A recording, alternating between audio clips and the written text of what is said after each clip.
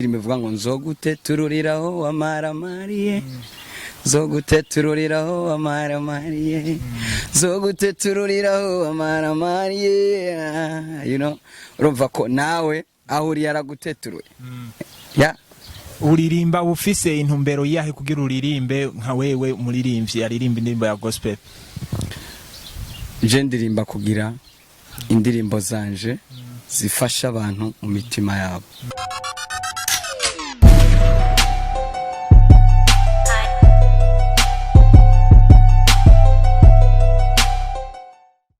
Pia bakunzi mwese ibiganiro vya Ndaho TV. Nkuko mubibona yasura nyene ni Reverien niwe no musi aje yayizinguruye kugira ngo bazingurire igitabo c'inkuru nshasha bazaniye uyu musi. Tugiye kuraba umuririmbyi ngaha muri Nyakeru House batubwira ko afise studio ndo production amahera menshi. Mugabo waraho umuziki wiwe ugasanga wapi ntuva huri. Rakubita indirimbo ugasanga hariye imaze imisi nta no muyigeza yime. Musikiye turaba rero kugira tuganire nawe tuyagire vyinshi cyane. Janye n'umuziki wiwe atubwire challenge ahura navyo. Situmo umuziki wiwe wanga. Mwe gusa mugumane natwe inyuma ya kamera hari David Creative no musika batugiye kubaraba tubazana ico gishasha kuriwe kugira ngo atubwire aho buriko birankira. Gumana natwe.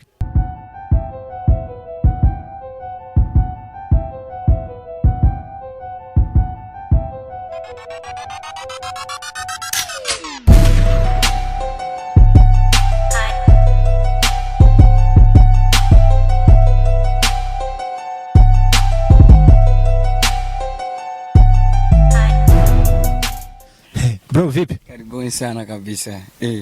Safi kabisa. Bwana yuri umukobwa mba nakubwiye ko waberewe wangu. Thank you very much kabisa. Iko navyo nakubwiye naho mbwiye ngo thank you.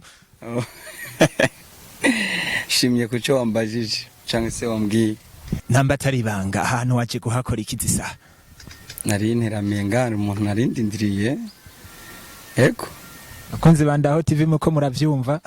Sawa, okay, mbere yuko twinjira mu kiyago nyacu tugusabanze widondora ko badukurikirana kuri Ndaho TV. Amazina yanje nyakuri ni kuri Dusenge Sostene. Beshe kwa banzi kuri Dudizo. Dudiso mwamaze kumwumva yuko ari kuri Dusenge Sostene, sinzi ko ari kuri Dusenge Sostene. Amaze no musika bariwe mu tusanze ngaho no musikira tuganira ivyinshi cyane n'umuziki ngo twababwiye. Sostene dusabe widondore muri make icuri ariko baradukurikirana akazi kawe. Mu bisanzwe je ndo muririmbyi sanzwe ndo muririmbyi abandirimbo muziki wa gospel. Benshi bazi ku ndirimbo mu Kirundi ndirimbo zihimbaza Imana zo guhimbaza Imana. Ntabwo turirimbira Imana ntabwo tuhimbaza Imana. Bro abariko baratubona ari ryambere acibatse esiko muririmbi indirimbo zawe ntizobiheza baterera mu gahogo kamwe gusa beko twinjira mu kiyago gusa bumve ko no muhana makanya twicaranye n'umuririmbyi. Benshi basanzwe banzi ku ndirimbo tucheze kwa Yesu. Ndi nzogutetura wamaramariye urukundo haribanga nyingi sana ndirimbo ni nyinshi cyane. Bro korokera ko imwe muri izo nyene kugira ngo dushire muri mood ariko baradukurikirana abone neza ko turi kumwe no munsi n'umuririmbyi. Okay. Hari ibanga nabonye mu Mana urayisenga ikicecekera inyuma ya vyose igafata ijambo kuko ari Imana idategwa. Sorry ko muransiriprenye navyo narinzi akagripe muri hanganira. So ego imbere mubisanzwe muri muririmbyi uravuga indirimbo wadimira akavuga ati muri inzi indirimbo zanje nkunda harimo imwe usanga ugatinda yemera gusumba izindi baragukuye ku ntambwe kagushira ku yindi. So muri izo ndimbo zose wadondaguye umaze kuririmba weyo indirimbo ubona wemera gusumba izindi nkizaye? Zose ndazemera kuko nta ndirimbo naririmbye noshobora kuvuga ko ntayemera. Indirimbo wobuga ati indirimbo yaranzamuye yarankuye kuri urugero nshikana ku rundi nkiya?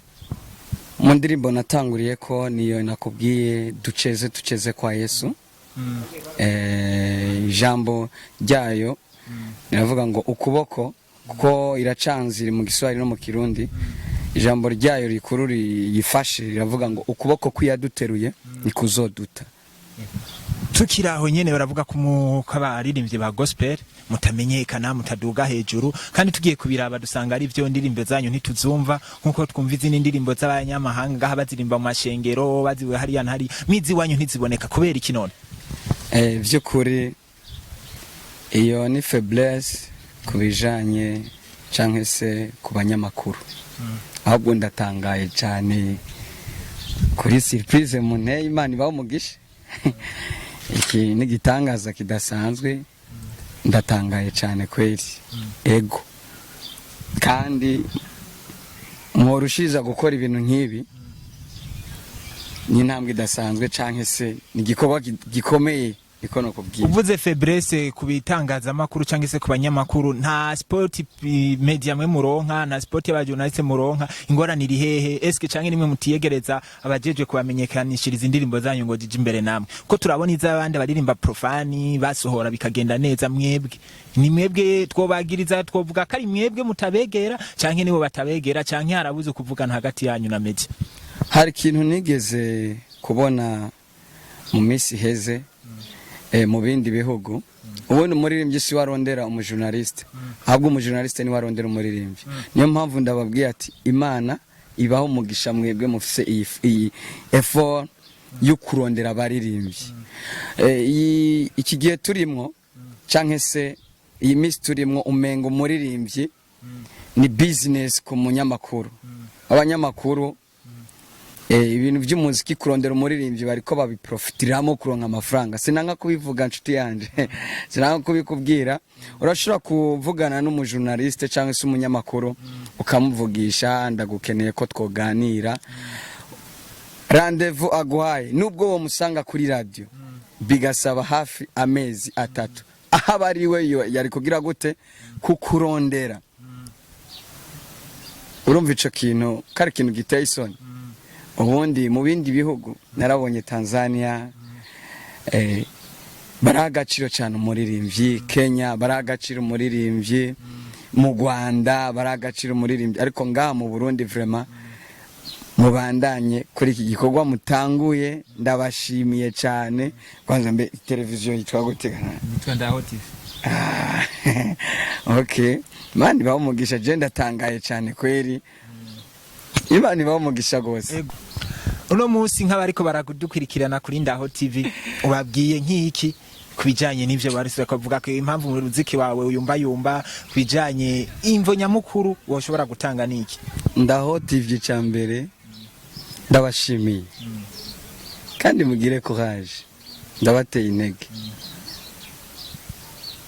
kuko ibintu ibikorwa muri ko murakora bitandukanye n'ibyo abandi ba journaliste benshi bari kurakora cyane gose nabwiye abandi ba journaliste barabahiga kugira urongo mu journaliste ni lazima umupe franc ariko mwebwe siko mumeze nkaho ushaka kuja kurona mu journaliste ukamenga ni nzaho bugiye kwimba hariya ndabashimiye cyane vraiment umutima mufise muzohorana ikindi norangiriza go nuko nobabwira ko muzogwe mu ijuru basi muzogira iherezo ryiza gishasha uteguriye bariko baradukurikirana kiri imbere tugira ko dusozera gishasha ndabategurira ni indirimbo shasha iheruka gukorwa itwa Washa Fire hakaba n'iyindi yitwa nise I Believe You God vuba cyane kabizokorerwa clip ku munsi wa samedi tugusaba ubwira ariko baradukurikirana bafyonde subscribe ndetse bagire na like na share kuri kiganiro cyane gose subscribe kuri Dudizo Sustain muzoba mukoze kugira zigire ama like menshi subscribe zibe nyinshi ni guteza mushigikire umuziki wacu benshi bariko barashigikira abandi ariko abiwabo bakabibagira kuri Ndaho TV nawe ndati Honda TV ni Honda Ndaho TV surprise mugira yoyo ni wararaye ndababwiye ndabashimiye cyane ire subscribe kuri Ndaho TV na wakivuze gute bro waritse cyane gose kuki none like you know like urumva ko nari ndakivuga nyene nk'umuntu yize ni like subscribe okay kuri Ndaho TV shimira mwebwe mwese mwamanye natwe kuva dutangura kino kiganiro gushikano tugisoreje bye ciao